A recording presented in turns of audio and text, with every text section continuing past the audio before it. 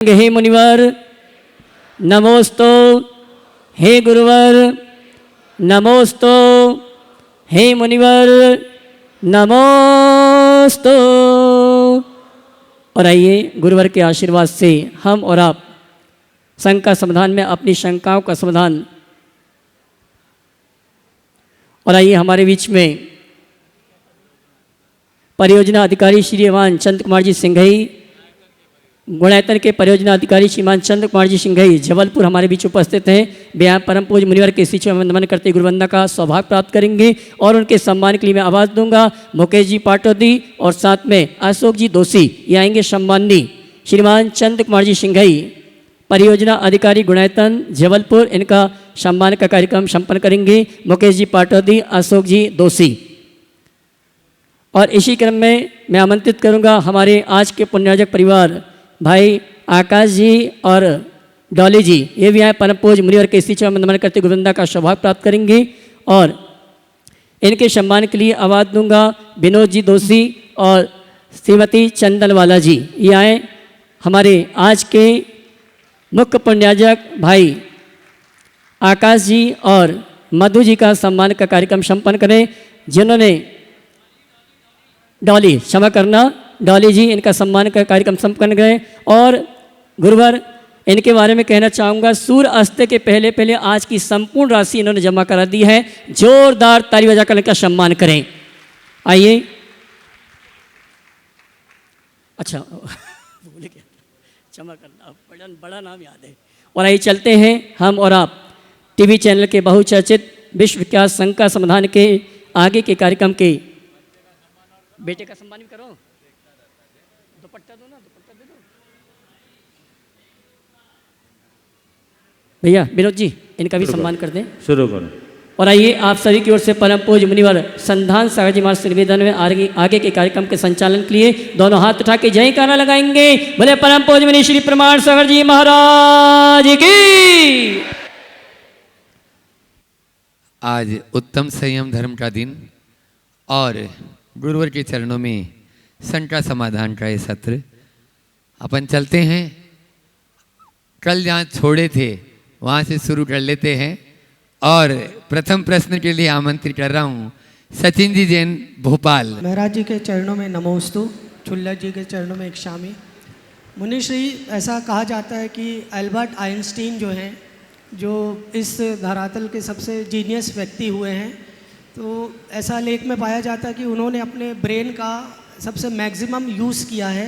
He is only the person in the world कि उनके जब दिमाग को मापा गया तो सबसे ज़्यादा यूज़ करने वाला दिमाग उनका था, जो कि 12-15% से ज़्यादा नहीं निकला साइंटिस्ट कैलकुलेशन में। तो मुनिश्री, हमारे आगम में, हमारे धर्मों में, ग्रंथों में अपने दिमाग और मस्तिष्क को यूज़ करने को लेके ऐसा कुछ विधान है या हमारे तीर्थंकरों ने ऐसा कुछ 100% उसका यूटिलाइज़ किया है क्या? कृपया शंका का समाधान। देखिए, बहुत अच्छी बात आपने की। अल्बर्ट आइंस्टीन के विषय में ये बात बिल्कुल सही है कि उन्होंने अपने दिमाग का उत्कृष्टतम उपयोग किया और कई जगह 13%, कुछ जगह 15-16% भी कहा जाता है। आम आदमी जो आज की तारीख में मेधावी से मेधावी हैं, एवरेज 2 से 3% ही यूज कर पाते हैं। आपने पूछा है जैन दर्शन की दृष्टि से इसे कैसे देखा जाए। जैन शास्त्रों में एक शब्द आता है क्षयोपशम, यानी हमारे ज्ञान शक्ति के विकास की योग्यता। क्षयोपशम को यदि हम बोल चाल की भाषा में कहें तो ऐसा कह सकते हैं कि ज्ञान शक्ति के विकास की योग्यता। शास्त्रों के अनुसार जिसका जितना प्रबल क्षयोपशम होता है उसका ज्ञान उतना प्रखर होता है। क्षयोपशम में हीनाधिकता होती है। प्राय लोगों का एवरेज क्षयोपशम होता है, उसमें ही तरतमता होती है। लेकिन अपनी साधना के विकास से हम अपने ज्ञान का पूर्ण क्षयोपशम कर सकते हैं। एक बहुत रहस्यपूर्ण बात कर रहा हूँ। साधना के विकास से ज्ञान के क्षोभसम का विस्तार किया जा सकता है। कैसे? हमारे शास्त्रों में ऐसा आता है कि कोई मुनिराज जब शुक्ल ध्यान में लीन होते हैं तो उस भूमिका में जाने के पूर्व ही वो पूर्वविद हो जाते, यानी संपूर्ण वाङ्मय के ज्ञाता हो जाते। ये ज्ञान जो उनका विकसित हुआ वो ध्यान की एकाग्रता के परिणाम स्वरूप हुआ। शिवभूति जैसे मुनि महाराज की कहानी आती कि उनको कुछ भी नहीं आता था,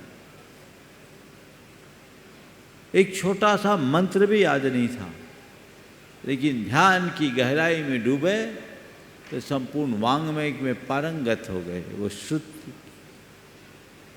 पूर्वविद हो गए। तभी उनने शुक्ल ध्यान पाया और तभी उनको निर्वाण की उपलब्धि हुई।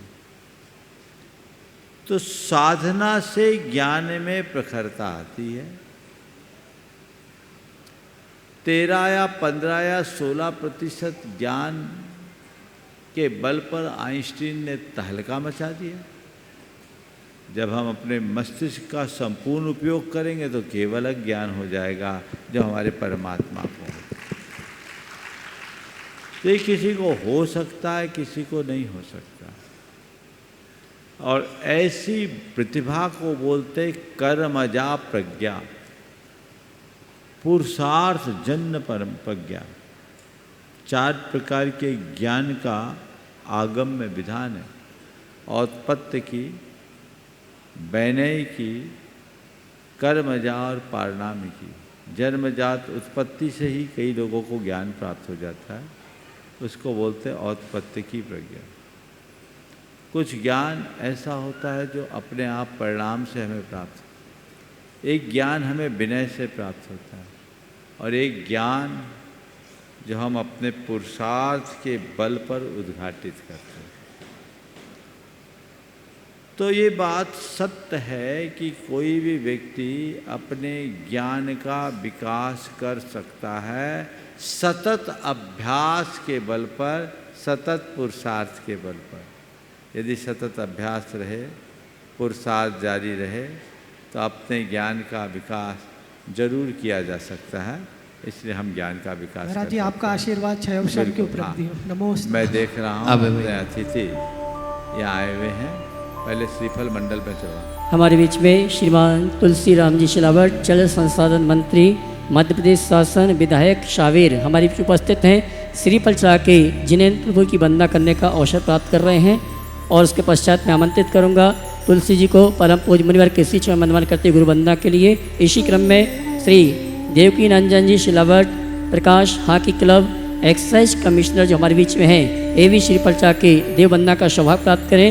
तीनू जैन पूर्व पार्षद, इनसे भी चाहूँगा श्रीफल चढ़ा के प्रभु वंदना का सौभाग्य प्राप्त करें। मैं सम्मान सहित आमंत्रित करूंगा श्रीमान तुलसी राम जी शिलावट, जल संसाधन मंत्री, मध्य प्रदेश शासन, जो कि सावेर क्षेत्र से विधायक हैं। और इसी क्रम में देवकी नंदन जी शिलावट, प्रकाश हॉकी क्लब, श्रीमान तुलसी राम जी शिलावट, जल संसाधन मंत्री। के बाद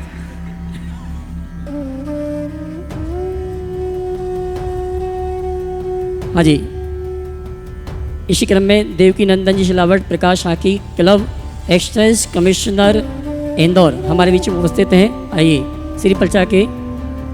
और मैं हमारे महोत्सव कमेटी के पदाधिकारी चाहूँगा हमारे सम्मानीय अतिथियों का सम्मान का कार्यक्रम संपन्न करें।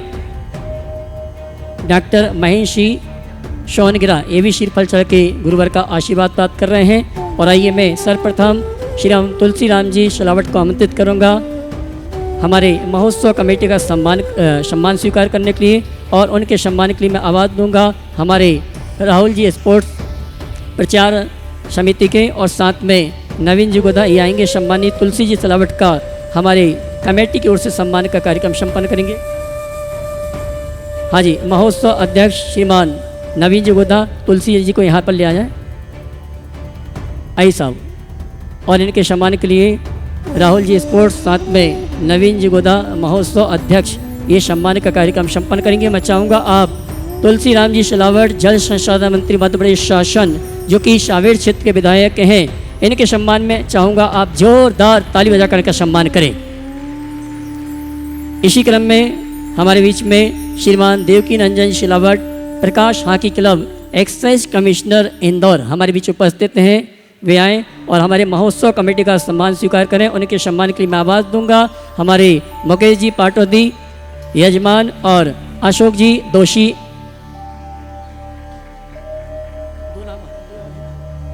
आइए। श्रीमान देवकी नंदन सिलावट,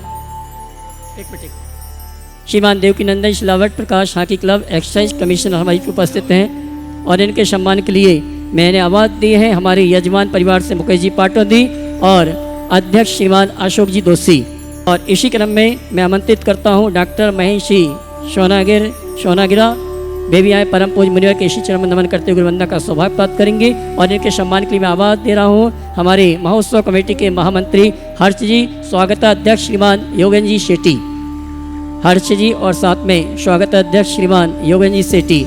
और इसी क्रम में हमारे जैन समाज की गोनो तीनों भैया पूर्व पार्षद हमारे बीच उपस्थित हैं। वे भी आए हमारे महोत्सव कमेटी का सम्मान स्वीकार करने के लिए। और उनके सम्मान के लिए मैं आवाज़ दूंगा हमारे धर्म प्रवाह समिति के वरिष्ठ उपाध्यक्ष श्रीमान दिलीप जी गोधा।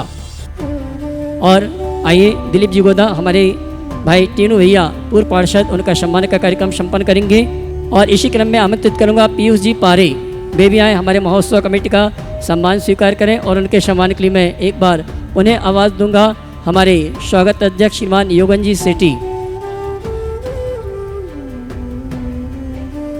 और साथ में विनोद जी दोषी, आप भी आ जावे पीयूष जी का सम्मान करने के लिए। और मैं चाहूँगा आप इसी क्रम में अगले सम्मान के लिए आमंत्रित करूँगा गुलाब सिंह चौहान, वे आएँ और उनके सम्मान के लिए मैं आवाज़ दूंगा हमारे गुणायतन के श्रोमणी संरक्षक परिवार से भाई सौरभ जी उपकार, आ जाएं। आइए साहब चौहान जी, इनके सम्मान के लिए आवाज़ दी है भाई सौरभ जी।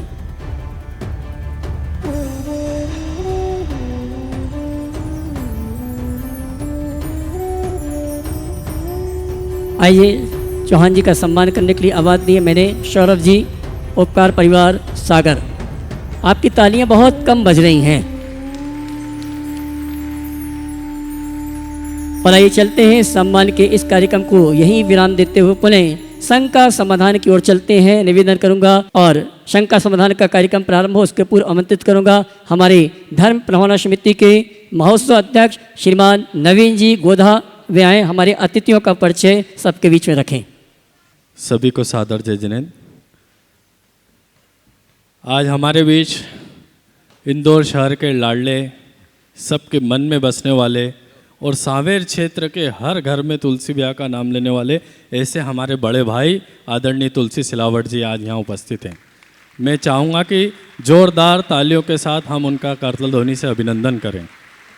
उनने जो कर्म किया है, उन्होंने जो सांवेर क्षेत्र की दिशा और दशा दोनों को बदला है, एक ऐसा उनका कर्म करने का, उनका इस तरह का कार्य करने का है कि उन्होंने सांवेर क्षेत्र को आज कहाँ से कहाँ पहुँचा दिया। जहाँ सांवेरों में ज़मीनों की कीमत 5 से 10 लाख थी, आज 3 से 4 करोड़ रुपए ऊपर हो गई है। क्योंकि हर खेत में पानी, नर्मदा का पानी हर खेत में पहुँचाने का, और ऐसे कई उपलब्धियाँ हैं, ऐसे कई रोड और कई व्यवस्थाएं में हमारे तुलसी ब्याह ने एक पूरे क्षेत्र को बदला है। और अब तो साथ साथ पूरे शहर की दिशा और दशा बदलने के लिए भी अग्रिमता से हमारे बड़े भाई तुलसी ब्याह उसमें भूमिका निभाते हैं। मैं चाहूँगा हमारे इनके साथ में हमारे जो मीडिया जगत के दोनों हमारे ब्रदर हमारे बीच उपस्थित हैं, उनका भी एमपी न्यूज़ से हैं और हमारे पीयूष भाई हैं, उनका भी बहुत बहुत अभिनंदन है। एमपी न्यूज़ से जो सच्ची और सच्ची खबर आती है वो हमारे आदरणीय सोनकरा जी बिल्कुल पूरे शहर में देते हैं, और साथ में पीयूष जी भी हैं। दोनों भाई हमारे बहुत अच्छे से शहर को जगाने का और उठाने का कार्य कर रहे हैं। मैं चाहूँगा गुरुदेव आप ध्यान आकर्षण के, अगर तुलसी ब्याह 2 शब्द आपकी इजाज़त हो तो मैं चाहूँगा भाई साहब 2 शब्द धर्म प्रवाहना समिति और हमारे समाज के उत्थान और उद्धार के लिए 2 शब्द करें।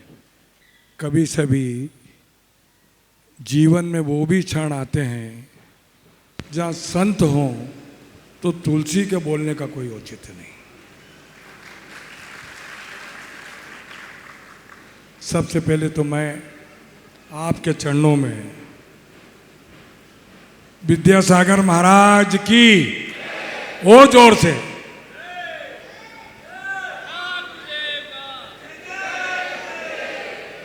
जब मैं इस प्रांगण में प्रवेश कर रहा था, एक नई शक्ति, एक नई ऊर्जा, एक नया विश्वास, एक आस्था, धर्म और संस्कृति का भाव एहसास हो। जिस मंच पर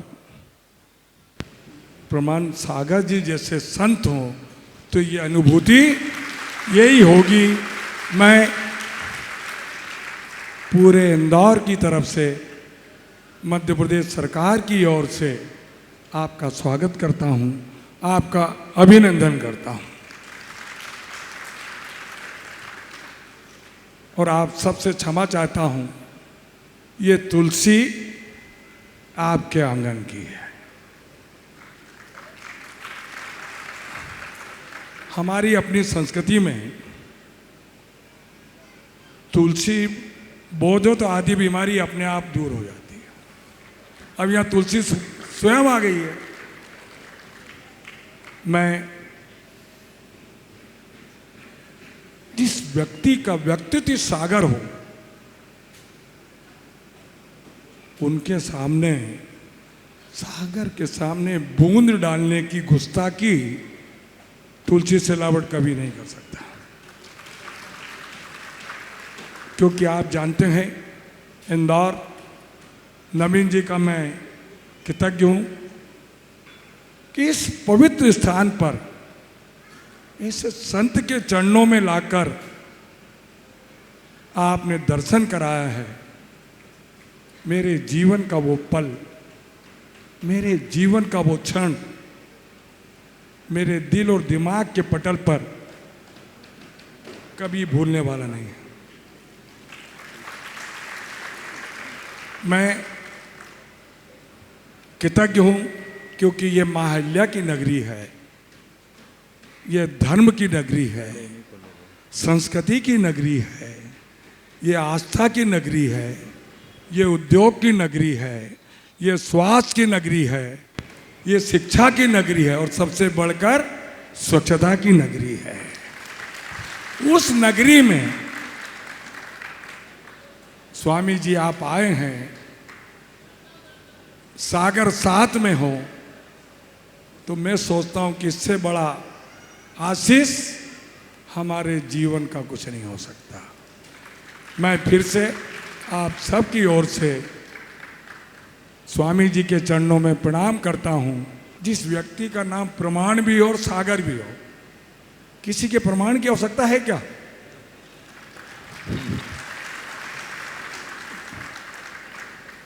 मैं स्वामी जी आपसे ये याचना करता हूँ, प्रार्थना करता हूँ कि आपका आशीष मिले।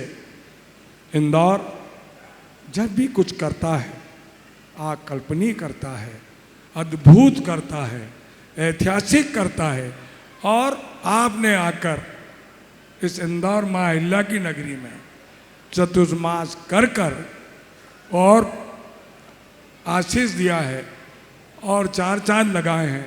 मैं फिर से आपका स्वागत, अभिनंदन, आपसे यही प्रार्थना करता हूं कि हमारा देश मोदी जी के नेतृत्व में, मध्य प्रदेश डॉक्टर मोहन यादव जी के नेतृत्व में आपके आशीष से विकास और प्रगति बढ़े। जिए और जीनो दे का नारा हम लोग सार्थक करें। फिर से आपके चरणों प्रणाम। अभी आप तुलसी जी को सुन रहे थे। सुनते हुए ऐसा नहीं लग रहा था कि कोई मंत्री बोल रहा है, ऐसा प्रतीत हो रहा था कि कोई श्रद्धालु बोल रहा है। और हमारी संस्कृति में तुलसी शब्द के साथ कुछ ऐसा वैशिष्ट स्वाभाविक रूप से जुड़ गया। एक तुलसी जो हमारे आंगन के चौरे में रहकर हमारे घर के बाहरी वातावरण को स्वच्छ बनाती है, तो एक तुलसी जो हमारे हृदय में उतरकर हमारे सारे जीवन को पवित्र बनाता है। तुलसीदास जी ने जो अपने ग्रंथों के माध्यम से हम सबको दिया, तो एक भक्त का आदर्श दिया। और यदि व्यक्ति के हृदय में बाहर और भीतर की स्वच्छता घटित हो जाए, तो मान करके चलना उसके अंदर न केवल एक भक्त की अपितु भगवान की प्रतिष्ठा हो गई। भगवत्ता की प्रतिष्ठा उसमें है। ये आप लोगों के लिए बड़े गौरव का विषय है कि पिछले 6-7 वर्षों से इंदौर शहर भारत के स्वच्छ शहर में नंबर 1 बन रहा है। ये एक उपलब्धि है, लेकिन मैं इसे आधी उपलब्धि मानता हूँ, क्योंकि ये बाहर की स्वच्छता है। हमें बाहर की स्वच्छता के साथ साथ भीतर की स्वच्छता की भी जरूरत है। और भीतर की स्वच्छता के लिए हमें अपने भीतर किसी तुलसीदास को बिठाने की जरूरत है। एक भक्त को अपने हृदय में बिठाऊं, अपने अंदर एक भक्त को जन्म दे दूं, तब हम भगवान को प्रतिष्ठापित करने का श्रेय प्राप्त कर पाएंगे। संतों की कृपा से हमारे हृदय में ये सब घटित होता है। संतों के समागम से हम संत बने या न बने, सज्जन और जरूर बन सकते हैं। और संत समागम से यदि सज्जनता हमारे भीतर आ गई, तो हमने अपने जीवन को धन्य कर लिया, ऐसा समझना चाहिए। तो अपने अंतरंग में हमें उसी सज्जनता को उद्घाटित करना है। आप सरकार में बहुत अच्छा काम कर रहे हैं। आप पहले भी मेरे पास आए थे, जब 52 गजा में था शायद, या रतलाम में था। एक लंबे अंतराल के बाद शायद भोपाल भी आए थे, भोपाल भी आए। एक लंबे अंतराल के बाद आज यहाँ आने का योग बना। मैं तो सभी राजनेताओं से कहना चाहूँगा कि जवाहरलाल नेहरू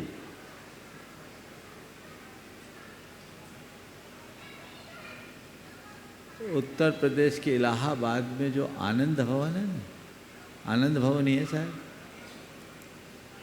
आनंद भवन, वहाँ जा रहे थे, चढ़ रहे थे। साथ में सूर्यकांत त्रिपाठी निराला जी थे।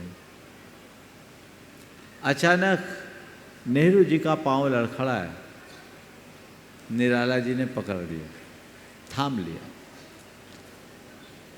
नेहरू जी के पांव लड़खड़ाए, निराला जी ने उन्हें थाम लिया। तो नेहरू जी ने आभार व्यक्त करते हुए कहा, अच्छा हुआ आपने हमें थाम लिया, अन्यथा मैं गिर जाता। अच्छा हुआ आपने मुझे थाम लिया, अन्यथा मैं गिर जाता। निराला जी ने कहा, जब जब देश की राजनीति लड़खड़ाई है, संतों और साहित्यकारों ने उसे थामा। तो बस मैं सभी राजनेताओं से कहता हूँ, अपनी स्थिरता बनाए रखने के लिए समय समय पर संतों का आशीर्वाद लेते रहे, ताकि वो थमे रहे, स्थिरता बनाए रहे। और संतों के चरणों में जब भी आए, तो नेता बनकर ना आए, श्रद्धालु बन कर के आए जैसे तुलसी भाई आए। और ये भाव जुड़ा रहे, अंदर से प्रेरणा बनी रहे, तो सारी बातें सहज रूप से उद्घाटित होगी। आपने जो विचार व्यक्त किए, जो भाव व्यक्त किए, मैं मानता हूँ ये मुख के उद्गार नहीं हैं, ये अंतर के भाव हैं, और ऐसे ही भाव हमेशा बने रहे, यही आशीर्वाद। आज की संख्या समाधान में एक प्रश्न तुलसी जी सिलावट जी वे भी अपना प्रश्न कर रहे हैं, जो जल संसाधन मंत्री हैं, ताकि स्वामी जी, मेरी याचना यह है, आपके विश्वास को, आपके संदेश को, आपकी प्रेरणा को, आपके लक्ष्य को, आपके उद्देश्य को मैं कैसे आप तक पहुंचा पाऊं, ये आशीर्वाद। बहुत अच्छी बात कही है, हमारे संदेश को आगे कैसे बढ़ा सकूं, तो मैं तो इतना ही कहता हूं, अपनी बैटरी हमेशा चार्ज रखो, फंक्शन चलता रहेगा। धन्यवाद। चलिए आगे अपनी संख्या के साथ में यहाँ बुला रहा हूँ डॉक्टर सोन रहे जी, जो एमपी टीवी से, और उनके साथ में श्री पीयूष जी पारे एमपी टीवी, और पूज्य महाराज श्री जी का ये इंटरव्यू ले चुके और उसको पूरे राज्य भर में इन्होंने प्रसारित भी किया। जोरदार ताली से उनका स्वागत कर दें डॉक्टर सोन रहे जी और श्री पीयूष जी पारे। अभी अपने प्रश्न पूछ रहे हैं महाराज श्री जी से। परम पूज्य मुनिश्री, आपके चरणों में मैं सादर प्रणाम नमन अर्पित करता हूं, और इस मंच पर खुद को सौभाग्यशाली महसूस कर रहा हूं, अनुभव कर रहा हूं, क्योंकि मैंने आपसे कई प्रश्नों के जो उत्तर पाए हैं, उससे जीवन को एक नई दिशा और नई ऊर्जा का उसमें संचार हुआ है। मेरा प्रश्न आज, चूँकि मैं भी युवा हूँ, तो युवाओं को प्रतिनिधित्व करने वाला है, और चूँकि ये शंका समाधान का मंच है, तो चाहूँगा कि इसका समाधान देश के करोड़ों लाखों युवाओं तक पहुँचे। आज का ये जो दौर है, कहा जाता है, जैसा कि आपका परम पूज्य जी नाम है प्रमाण सागर जी महाराज, तो आज का युवा प्रमाण की खातिर जो है मेहनत कर रहा है, प्रमाण पत्र हासिल करने के लिए पढ़ाई कर रहा है, डिग्रियों तक पहुंच रहा है, प्रमाण प्राप्त कर रहा है, लेकिन इस भव सागर में उसकी जो नाव है वो तनाव के चलते डगमगा रही है। तो इस युवा को कैसे आप दृष्टि देंगे कि उसकी नाव में ये जो तनाव आया है उसको दूर किया जा सके? बहुत अच्छा सवाल है। आपके उत्तर में तो पहला उत्तर तो मैं ये दूंगा कि हम अपने जीवन की प्रगति का प्रमाण किसी और से न लें, खुद को खुद में साबित करने की कोशिश करें, ताकि हमें प्रमाण पत्र की जरूरत ना पड़े, हम खुद में प्रमाण बन जाए। पहला प्रमाण, हम खुद को खुद में साबित करेंगे तब प्रमाण होंगे, और ये तब संभव होगा जब मनुष्य डिग्रियों का व्यामोह छोड़कर अपनी योग्यता और क्षमता, प्रतिभा का चरम और परम विकास करेगा। मैं सभी युवाओं से कहता हूँ, ये व्यामोह छोड़ो। आज भी दुनिया में ऐसे अनेक सफलतम लोग हैं जिनके पास कोई डिग्रियाँ नहीं है, लेकिन सारे यूनिवर्सिटी टॉपर उनके पास पलते हैं। इसलिए ये व्यामोह छोड़िए। ये तो केवल एक अदद और नौकरी के पीछे लोग लगते हैं और इस तरह का तनाव मन में लाते हैं। पढ़ाई का मतलब केवल सर्टिफिकेट हासिल करना नहीं है। पढ़ाई यानी शिक्षा, और शिक्षा का सच्चा अर्थ तो अपनी योग्यता और प्रतिभा का विकास है, वो उन्हें बढ़ाए। दूसरी बात, जो हम पढ़ाई कर रहे हैं वो केवल किताबी ज्ञान है। हमें किताबी ज्ञान के साथ जीवन के विज्ञान को भी जानना चाहिए। हम बड़ी बड़ी ज्ञान की बातें तो सीख लेते हैं, लेकिन समाधान की बातें नहीं सीख पाते हैं। हमें ज्ञान की बातें के साथ समाधान की बातें सीखना जरूरी है। और ये समाधान की बातें कब आएगी? जब हम मनस्थिति और परिस्थिति के बीच सामंजस्य बिठालना सीख पाएंगे। तनाव कब होता है? जब हमारी मनस्थिति कुछ और होती है, परिस्थितियाँ कुछ और होती है। मनस्थिति और परिस्थिति में सामंजस्य नहीं बन पाता, हमारा चित्त तनावग्रस्त होता है और जीवन की नाव डूबने लगती है। लेकिन जब हम मनस्थिति और परिस्थिति में सामंजस्य बिठा लेते हैं तो तनाव का तह हट जाता है और नाव पार लग जाती है। ये हम करने की कोशिश। आकाश डॉली जैन, विजयनगर, इंदौर। महाराज श्री के श्री चरणों में नमोस्तु नमोस्तु नमोस्तु। छुल्लक जी को इच्छा में महाराज श्री, मेरा क्वेश्चन है, जीवन में आचार्य श्री एवं संघस्थ साधुओं का सानिध्य, आशीर्वाद, मार्गदर्शन हमेशा मिलने के बाद भी जीवन में विषम परिस्थितियों में धार्मिक एवं व्यावहारिक क्रियाओं में विशुद्धि में कमी आ जाती है, ऐसा क्यों हो जाता है? निवेदन है कृपया 4 बातों से मार्ग प्रशस्त करें। नमोस्तु महाराज श्री, नमोस्तु। देखो, आपका अनुभव होगा जब आप लोगों के पास मोबाइल होती, डिस्चार्ज होती तो क्या करते? चार्ज करते, है ना? और 2 घंटा 4 घंटा लगाते होंगे, चार्ज हो जाता है। फिर आप निश्चिंत होते हैं कि मेरी बैटरी फुल चार्ज है, अपना काम हो जाए। लेकिन कभी कभी ऐसा भी होता होगा कि आपने रात में बैटरी को चार्ज में लगाया, मोबाइल को रात भर चार्ज हुआ, लगाते समय आपने देख भी लिया कि बैटरी चार्जिंग में आई कि नहीं आई, और सुबह उठाया, मोबाइल लेके चले और पता लगा कि मोबाइल तो 0 है। हुआ है कभी ऐसा? नहीं। क्यों? क्योंकि भूल जाते स्विच ऑन। नहीं, स्विच भी ऑन किया आपने, सब कुछ किया, लेकिन बैटरी चार्ज नहीं हुई। क्यों नहीं हुई? कांटेक्ट लूज था। पिन में आपने प्लग को घुसाया, प्लग इन किया, लेकिन कांटेक्ट लूज होने के कारण वो बैटरी चार्ज नहीं हो पाई। तो मैं उन सब लोगों को आपके माध्यम से संदेश देना चाहता हूँ कि गुरुओं के सानिध्य में आने के बाद भी बैटरी चार्ज नहीं दिखती तो समझना अभी कांटेक्ट लूज है। इसको अच्छा बनाओ, अपने आप बैटरी चार्ज होगी।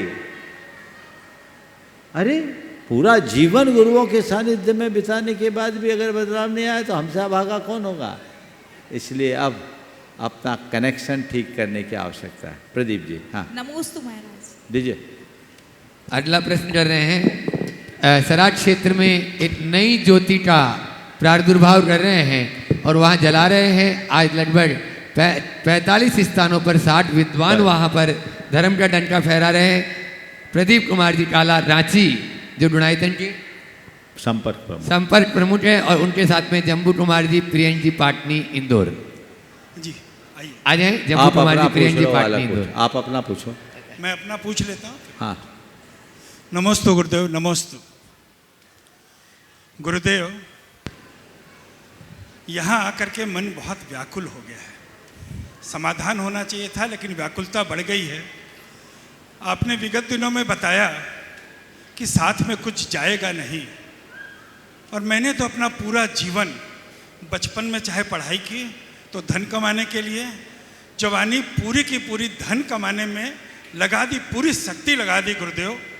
और अब ऐसा लग रहा है कि उस धन का 80% भी मैं भोग उपभोग कर नहीं पाऊंगा, और शायद मजबूरी में अपने बच्चों को दे करके जाना होगा। आप बता रहे थे कोई ऐसा तरीका है कि साथ में भी जा सकता है, लेकिन तत्वार सूत्र में तो आपने बताया कि सिर्फ कार्बन शरीर और तेजस शरीर ही जाएगा। तो फिर ये धन संपत्ति में धर्म संपत्ति के रूप में साथ ले जाना चाहता हूँ गुरुदेव, क्या तरीका होगा? मार्गदर्शन करें गुरुदेव। बहुत सुंदर सवाल है आपका। देखिए, सबसे पहले तो मैं कहूँगा एक बार इनका इस भाव से स्वागत कीजिए कि इनके अंदर व्याकुलता तो हुई, और अगर असल में व्याकुलता है तो ये शुभ लक्षण। हालांकि मैं कहूँगा कि प्रदीप भाई का जीवन आप सबके लिए एक प्रेरणा बन सकता है। इनका काफ़ी लंबा चौड़ा कारोबार, फाइनेंस का, कंसल्टेंसी का और म्यूचुअल फंड्स वगैरह का, मुझे नहीं मालूम क्या क्या, लेकिन मुझे मालूम है इनका काफ़ी लंबा चौड़ा कारोबार रहा। लेकिन इन्होंने 60 वर्ष की उम्र पार करते ही अपना रिटायरमेंट लेकर सारा व्यापारिक कार्यभार अपने बेटे के ऊपर सौंप दिया। बहुत कम लोग होते हैं जो अपने सुव्यवस्थित कारोबार को संतान को सौंप कर रिटायर होते हैं। बहुत कम लोग होते हैं। इनने जो काम किया है एक अनुकरणीय पहल है, इसलिए एक बार इनका जोरदार करतल ध्वनि करने में। और उसके बाद निठल्ले नहीं बैठे, धार्मिक सामाजिक कार्यक्रमों में और गतिविधियों में अपनी भागीदारी देकर धर्म भावना के कार्य में लगे हैं और कल्याण के पथ पर चल रहे। बहुत अच्छी बात है। आज आपके मन में जो बात आई कि मेरे द्वारा जोड़ा गया धन मेरे साथ जाएगा नहीं, और जाएगा तो कैसे जाएगा, तेजस और कार्बन शरीर ही जाता है, तो ये कैसे जाएगा? ध्यान रखो, ये जो कार्बन शरीर है ना, ये है क्या? हमारी करनी का समूह ही कार्बन समूह शरीर है, अलग से नहीं है। क्या है? हमारे करनी जो हम करते हैं उसका ही तो पुंज है कार्बन शरीर, जो हमारे संस्कारों का शरीर है, जो हम 24 घंटे अच्छी बुरी प्रवृत्तियां करते हैं, उससे जो हमारे संस्कार निर्मित होते हैं, वो संस्कार के शरीर का नाम कार्बन शरीर है। तो यदि हमने अपनी संपत्ति जोड़ी, पाप किया तो पाप साथ में जाएगा, संपत्ति यहीं रह जाएगी। संपत्ति करके हमने जो दान किया, संपत्ति जोड़ी, दान किया, दान की भी संपत्ति तो यहीं कहीं लग जाएगी, लेकिन दान में अर्पित करने के निमित्त से जो पुण्य की संपत्ति आएगी वो हमारी आत्मा में जुड़ेगी और वही कार्बन शरीर के साथ जाकर नया साम्राज्य प्रदान करेगी। जी गुरुदेव। इसलिए आपको ध्यान होगा, मैंने कहा था करेंसी एक्सचेंज हो जाती है, समझिए। देखिए, पाप को पुण्य में बदलने की टेक्निक बता दूं? जी गुरुदेव। अभी बता देता हूँ। जी गुरुदेव। बड़ी जी टेक्निक है। आपके जेब में जो पैसा है थोड़ा बहुत निकालो, बस ठीक है, दिखा दो है। ये पैसा को क्या बोलते हैं हम? करेंसी। नहीं, करेंसी नहीं, धर्म की दृष्टि से क्या बोलते हैं? 5 पापों में क्या बोलते हैं? परिग्रह। परिग्रह। परिग्रह क्या है? पाप है गुरुदेव। जब तक आपके जेब में ये पैसा है, क्या है? परिग्रह। परिग्रह है ना जी। जेब में पैसा है तब तक ये परिग्रह है, परिग्रह पाप है। और जेब से ये पैसा निकाल करके मंदिर के गुल्लक में डाला तो क्या बन गया? क्या बन गया? पुण्य बन गया। दान बना ना, दान हो गया। पाप क्या बन गया? दान। परिग्रह था पाप, दान है पुण्य। तो पाप को पुण्य में बदलने की टेक्निक इतनी अच्छी है, ले लो, अपना लो, सब निकाल के डाल दो वो पुण्य जो धरे हो पाप। इतना ही तो समझना है, ठीक है ना गुरुदेव? इतना आसान नहीं है छोड़ना। हाँ, और गहराई से समझाना होगा, इतना आसान नहीं है। क्यों? देखो, सुनो सुनो जी, समझने वाले के लिए बहुत आसान है, ना समझो के लिए पूरी जिंदगी समझाओ तो कम है। हम तो इतना सुने बिना भी समझ लिए और सब छोड़ दिए, अब तुम अपनी जानो। जी गुरुदेव। जम्बू कुमार जी, प्रियांक जी पाटनी, इंदौर, वे अपनी जिज्ञासा रखे हैं। आपके चरणों और में उसके बाद रमेश जी कासलीवाल, इंदौर। गुरुदेव, आपके इंदौर आगमन से मेरा परिवार अत्यंत प्रफुल्लित है। हम गुणायतन के ट्रस्टी भी बने हैं। मुझे बताया गया है कि गुणायतन एक अनोखी संरचना है। गुरुदेव, मेरा परिवार जानना चाहता है गुणायतन की विशेषता क्या है? देखिए, गुणायतन से संबद्ध आपने सवाल पूछा, पर मैं देख रहा हूँ आज धूप दशमी के कारण लोग यहाँ कम। बताने को तो आज भी बता सकता हूँ, पर मुझे मालूम है आप लोग फिर कल परसों पूछोगे, तो क्यों ना एक दिन बाद बताऊँ? ज़्यादा अच्छा होगा कि आज ही बताना पड़ेगा। हम कल के बाद फिर इसे बताएंगे। लेकिन ये मैं इतना कह सकता हूँ, एक पंक्ति में आपकी संतुष्टि के लिए गुणायतन क्या है, तो जीवन के गुणात्मक विकास का सबल आधार, समझ गए? वो गुणायतन है, किस भांति हमारे जीवन का विकास करता है। बहुतायत लोग जानते, जो नहीं जानते उनकी चर्चा भी मैं आने वाले दिनों में आप सबसे करूँ। ओ रमेश जी काशलीवाल उपस्थित हैं। नमोस्तु महाराज जी, नमोस्तु। इच्छामि महाराज जी, मेरा प्रश्न ये है कि कभी कभी हमारे परिणामों की विशुद्धि इतनी अच्छी होती है कि हमको बड़ा आनंद आता है, लेकिन वो विशुद्धि के परिणाम स्थिर नहीं रह पाते। उसके पश्चात तुरंत संक्लेश के परिणाम या थोड़ा सा वो डाउन हो जाते हैं जो है, और उसके बाद कुछ समय बाद फिर भी शुद्धि बनती है।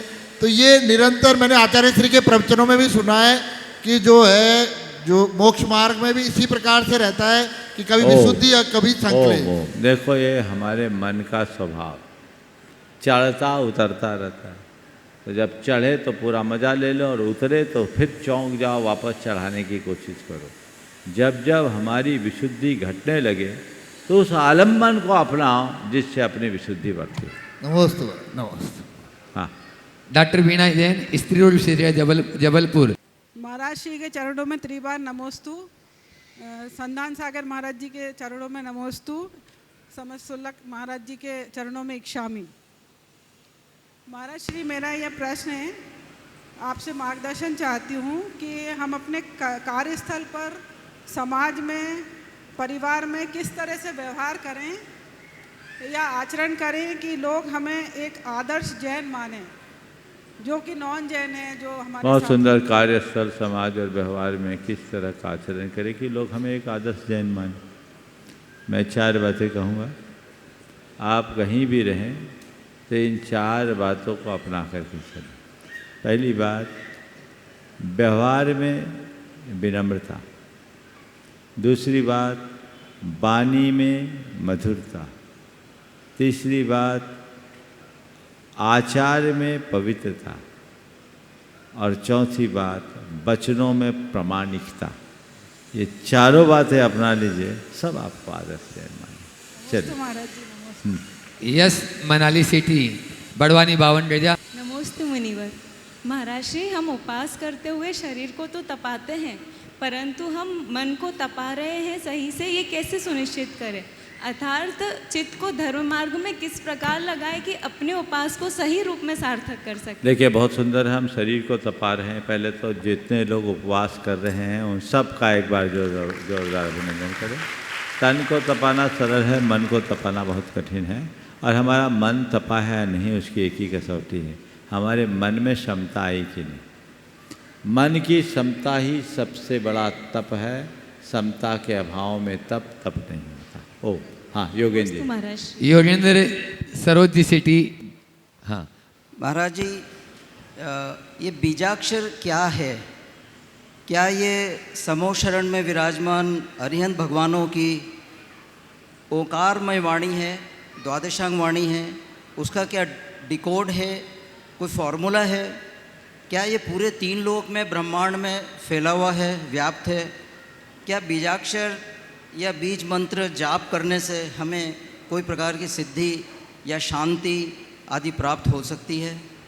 बहुत अच्छा सवाल आपने किया है। देखिए, बीजाक्षर अगर हम बहुत चालू शब्दों में कहें तो जैसे एक बीज के भीतर वृक्ष छिपा रहता है, वैसे ही एक बीज ऐसा जो देखने को एक छोटा सा शब्द है, छोटा सा अक्षर है, पर जिसमें अनंत शक्ति के प्रस्फोटन की संभावना, उसको बोलते हैं बीजाक्षर। हमारे तीर्थंकर परमात्मा का जो उपदेश है ओंकारात्मक है, और ओंकार को हम बीज के रूप में भी लेते हैं। ओम ह्रीम श्रीम क्रीम ऐम आदि ये सब बीज मंत्र हैं। जिन मंत्रों में अनंत शक्ति को प्रस्फुटित किया जा सकता है, वे सब बीज मंत्र हैं। हमारे गणधर परमेष्ठी को एक रिद्धि होती है जिसको बोलते हैं बीज बुद्धि। एक पद से अनंत अर्थ को जानने की सामर्थ्य जिनके अंदर है, तो ये बीजाक्षर है जिसमें बहुत सारी शक्तियाँ हैं। साधना के बल पर ये सब चीज़ें विकसित की जा सकती है। बीज बुद्धि रिद्धि भी होती है। तो बीज मंत्रों की आराधना हमारे लिए बहुत लाभदायी होती है, लेकिन कोई भी बीज मंत्र गुरु के परामर्श के बिना अपनाना उचित नहीं। ठीक है? क्या ये पूरे ब्रह्मांड में फैला हुआ है क्या? बिल्कुल, उसको डिकोड कर सकते हैं। शब्द कभी नष्ट नहीं होता, अभी कुछ दिन पहले भी एक सवाल आया था, आज भी हम तीर्थंकर भगवान की वाणी को संग्रहित कर सकते हैं। वे एक लंबे समय तक टिका रहता है, शब्द पूरे ब्रह्मांड में चलते हैं और बीज मंत्रों की शक्तियाँ उसी से उद्घाटित। क्या भावना योग में भी इस बीज मंत्र का प्रयोग किया जाता है? भावना योग में भी इस बीज मंत्र हाँ, का ये प्रयोग? सब बीज ही है, जो हम मूल पदों का प्रयोग करते हैं वो बीज जैसे हैं। नमोस्तु। नमोस्तु। देखिए, कल के कार्यक्रम के विषय में एक जानकारी अब अशोक भैया देंगे। कल के विषय में इतना मैं आप लोगों से ज़रूर कहूँगा, चूँकि समय हो रहा है, उसके बाद सुशीला जी का भी सवाल होगा। कल आपके प्रदेश के यशस्वी मुख्यमंत्री डॉक्टर मोहन जी यादव यहाँ पधार रहे हैं, ऐसी सूचना मिली। और आज कल भी आए थे, आज भी पूरा प्रशासनिक अमला इस स्थल का निरीक्षण करके गया है। और कल के विषय में मैं आप सबसे कहूँगा कि कल 5 बजे से 6 बजे तक का ये कार्यक्रम यहाँ पर होगा और 1 घंटे मुख्यमंत्री जी रहेंगे, 5 से 6। इसलिए सभी शिविरार्थी और आम जन 5 बजे के पहले यहाँ आएंगे। शिविरार्थी 4:30 बजे से तो आपका प्रतिक्रमण चालू हो ही जाएगा, 3:30 पे हम लोग तत्वार सूद छोड़ देंगे, 4:30 से प्रतिक्रमण चालू होगा और 5 बजे से ये शंका समाधान का विशेष कार्यक्रम होगा। और ये कार्यक्रम कल होगा जिसमें मुख्यमंत्री जी तो आएंगे ही, उनके साथ उनके मंत्रिमंडल के अनेक सहयोगी होंगे और हेल्थ ऑफ इंदौर एक विशेष कार्यक्रम की शुरुआत होगी, जिसमें हजारों सैंपल्स लेकर लोगों की चिकित्सा का ध्यान किया जाएगा और उनमें भावना योग का प्रयोग भी किया जाएगा। ये बहुत ही महत्वाकांक्षी योजना है और मुझे इस मंच में आने से पूर्व ये जानकारी दी गई कि मुख्यमंत्री जी ने बाकी सारे कार्यक्रमों को निरस्त किया है। कल केवल और केवल मोथा भवन का ये कार्यक्रम है जो चातुर्मास के कार्यक्रम में वो विशेष रूप से इस कार्यक्रम की शुरुआत करने के अभाव लेकर आ रहे हैं। तो ये आप सबकी जिम्मेदारी होती है कि उस कार्यक्रम में अपनी सहभागिता देकर कार्यक्रम की गरिमा को बढ़ाएं और समय पर उपस्थिति दिखाएं। अशोक भैया, विधान की सूचना संक्षेप में। आइएगा बंधु, आप सभी को विदित है इंदौर महानगर में पहली बार 108 मंडली सिद्धों की आराधना का सौभाग्य आप सभी लोगों के लिए प्राप्त हो रहा है और मुझे बहुत प्रसन्नता है कि 108 मंडलों के पुण्यार्जक लगभग सुनिश्चित हो चुके हैं। इंदौर महानगर में रहने वाले और जो इस समय चैनल के माध्यम से पारस चैनल, जनवाणी, आदिनाथ, प्रामाणिक ऐप के माध्यम से या अन्य माध्यमों से लाइव इस कार्यक्रम को देख रहे हैं, सुन रहे हैं, उन सबके लिए भी यह सौभाग्य है कि आप इंदौर महानगर में आयोजित 7 नवंबर से 15 नवंबर के 108 मंडली मूल संस्कृत भाषा के सिद्धचक महामंडल विधान में अपना सौभाग्य अर्जित कर सकते हैं इंद्र इंद्राणी के रूप में। और अगर आप अपना मंडल भी सुनिश्चित करना चाहते हैं तो आप अपना मंडल सुनिश्चित कर सकते हैं, क्योंकि जिन किन्हीं के भी मंडल किन्हीं कारणों से अगर निरस्त होते हैं तो आपकी लिस्ट को आगे बढ़ा दिया जाएगा। लेकिन उसके लिए एक शर्त रखी गई है कि आपकी राशि अगर जमा हो जाती है मंडल की, टोकन मनी के रूप में भी अगर राशि जमा हो जाती है तो आपका मंडल सुनिश्चित माना जाएगा। जो इंद्र इंद्राणी के रूप में विधान में अपनी सहभागिता देंगे उनके लिए 21,000 रुपये की राशि की घोषणा की गई है। जोड़ी के साथ में इंद्र और इंद्राणी होना चाहिए, इंद्राणी प्लस होंगी तो आपके लिए एकल राशि की जो व्यवस्था है वही व्यवस्था आपके लिए होगी। जोड़े के साथ में अगर आप सौभाग्य प्राप्त करते हैं तो समिति की ओर से आपको वस्त्र, भोजन और द्रव्य सामग्री की व्यवस्था की जा रही है। आवास की व्यवस्था आपको स्वयं ही सुनिश्चित करना होगी। एकल के रूप में 11,000 रुपये की राशि सुनिश्चित की गई है। सामान्य इंद्राणी सामान्य महिला के रूप में या सामान्य पुरुष वर्ग के रूप में आप इसमें अपना सौभाग्य अर्जित कर सकते हैं, सौभाग्य ले सकते हैं। बंधु, एक बहुत बड़ा सौभाग्य है, विधान के बाद पहली बार 108 रथ यात्राओं के माध्यम से एक इतिहास लिखा जाएगा जो इंदौर महानगर में होगा। ये स्वर्णिम इतिहास का, स्वर्णिम सौभाग्य का समय है कि आप 108 रथ यात्राओं के साक्षी बनेंगे, आप उसमें अपना सौभाग्य अर्जित कर सकेंगे और इसलिए मैं फिर एक सवाल निवेदन आपसे कर रहा हूं कि आप इस विधान में अपना स्थान सुनिश्चित कीजिएगा। पहला मौका, पहला अवसर इंदौर महानगर में रहने वाले आप सभी लोगों के लिए है, क्योंकि आपका आवास यहीं पर है, आपका घर यहीं पर है। इसलिए आप अपना स्थान सुनिश्चित कीजिएगा और जल्दी करिएगा, क्योंकि बाहर वालों की बड़ी संख्या में लगातार उनकी राशियां भी जमा हो रही हैं और नाम भी आ रहे हैं। इसलिए बंधु, मैं एक बार पुनः अनुरोध करता हूं, जो चैनल के माध्यम से इस कार्यक्रम को देख सुन रहे हैं उन सबके लिए भी और इंदौर महानगर के लोगों के लिए भी, कि आप सिद्धों की आराधना में अपना सौभाग्य अर्जित करें, क्योंकि ये सामान्य नहीं है। पूरे समय महाराज श्री का चरण सानिध्य और संपूर्ण मंत्रोच्चार महाराज श्री के मुखार बिंद से इस विधान के किए जाते हैं। एक अनुपम सौभाग्य है। इस विधान में आप अपनी सहभागिता दीजिएगा और सौभाग्य अर्जित कीजिएगा। सुशीला जी पाटनी। नमोस्तु महाराज श्री जी। महाराज जी, मेरी दो शंका है छोटी। एक तो है कि महाराज श्री यहाँ इतने सारे उपवास करें, कोई 15, कोई 32, 10, तो उनमें ऐसा कौन सा आत्मबल है जो अपने यहाँ नहीं हर सब जगह ही, तो उनकी इतनी आत्मबल के साथ उपवास कर रहे हैं। एक तरफ ऐसे लोग भी हैं जो कभी ज़िंदगी में एक उपवास नहीं किया और वो बोलते हैं कि हमारा कभी चाय की वजह से सिर दुखता है, कई चीज़ें होती है, तो उनको कौन सा आत्मबल तैयार करे कि उपवास कर सकती है, और उनकी शक्ति हमारे पास कैसे है कि हम 32 उपवास कर लें। बहुत सुंदर। देखिए, आत्मबल तो हमारे अंदर है, जगता है एक दूसरे की प्रेरणा से। और जब हम इस तरह के समूह में जुड़ते हैं, एक दूसरे को देखते हैं, तो जिनके भाव नहीं हैं उनके भी भाव हो जाते हैं। आज ही एक भाई, यहाँ बहुत सारे कार्यकर्ता हैं जो आप लोगों की पूरी व्यवस्थाएं देख रहे हैं और 10-10 उपवास कर रहे हैं, 16 उपवास कर रहा है। एक भाई ने कहा कि मैंने इन सबको देख करके ज़िंदगी में पहली बार आज मेरा 3रा उपवास और मैं कर रहा हूँ, वो व्यवस्था से है। तो एक दूसरे को देखने से मनोबल जगता है और ये बात बिल्कुल सही है कि व्यक्ति एक बार मन बना ले तो असंभव भी संभव किया जा सकता है।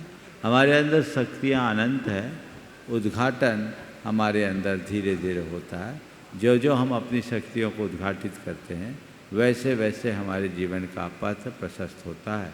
तो हम उसी तरीके से अपनी शक्ति को उद्घाटित करके जीवन के क्रम को आगे बढ़ाने का प्रयत्न है। महाराज जी, एक शंका छोटी सी कि अभी गौशालाओं में गायों के पास बहुत सारी मक्खी वगैरह होती है, तो वो क्या है कि मैंने 1-2 जगह देखा था कि थैलियाँ लगाते हैं पानी डाल के, पान जैसे अपन बांदरवाल लटकाते हैं ऐसे लटकाते हैं। तो महाराज श्री जी, हमने भी अपने गौशाला में लगा रखी है, तो क्या इसमें कोई दोष तो नहीं लगता? देखिए, बहुत अच्छा उपक्रम है, मुझे भी कुछ लोगों ने बताया। अगर घरों में या कहीं मक्खियाँ ज़्यादा आ जाए तो प्लास्टिक पॉलीथीन के बैग में, जो एकदम ट्रांसपेरेंट बैग हो, उसमें पानी भरकर आप लटका दो मारे की तरह। तो वो आपने लटका दिया तो एक भी मक्खी नहीं आएगी। आप लोग प्रयोग करके देख लीजिए, आपने तो शायद प्रयोग किया होगा। हमने प्रयोग किया था महाराज। मक्खी आती है? एक भी नहीं आती। तो इससे अच्छी बात क्या है? आप बोल रहे कोई दोष नहीं लगेगा, मैं तो कहूँगा पुण्य लगेगा। गौशाला में प्रयोग किया तो अच्छा, गैया मक्खियों से बचेगी, मक्खियों की हिंसा बचेगी, संक्रमण बचेगा, सब कुछ है। अब रहा सवाल पानी का, तो आपके घर में अनछना पानी रहता है कि नहीं रहता है? अब वो क्या करो, उस पानी को फेंकना मत और ज़्यादा दिन तक मत रखना ताकि उसमें कीड़े ना पड़े। हर 3, 4, 5वें दिन, 4-5 दिन में अगर उस पैकेट को बदल दिए तो बहुत अच्छा काम हो सकता है और ऐसा ही कार्य करना चाहिए, उसी से रास्ता प्रशस्त होगा। इस प्रकार आज के इस सत्र को परम पूज्य गुरुदेव के चरणों में नमन अर्पित करते हुए यहीं पर विराम।